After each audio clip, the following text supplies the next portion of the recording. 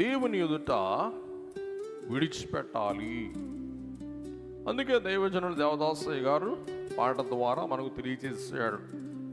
చెడుగు మాని మంచి పనులు చెయ్యకున్నా పాపమగును, పాపమగును, పడి లేవకున్నా పాపమగును, పాపమగును.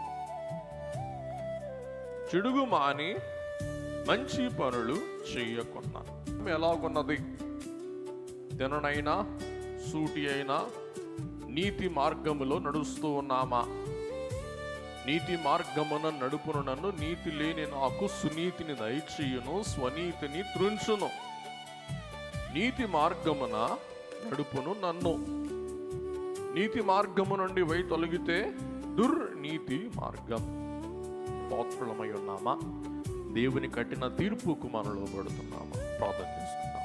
దయగల ప్రభువా, కృపగల తండ్రి, నేను కనికరింపగలు వారిని కనుకరించదును, కఠినపరచుగోరు వారిని కఠినపరచ సెలవిచ్చాడు. కాబట్టి నేడు మీ మాట, మీ వాక్కు విన్న మేము అవిశ్వాసముతో కఠినము కాక విశ్వాసముతో మా హృదయాలు కరిగించుకొని, దేవా మీకు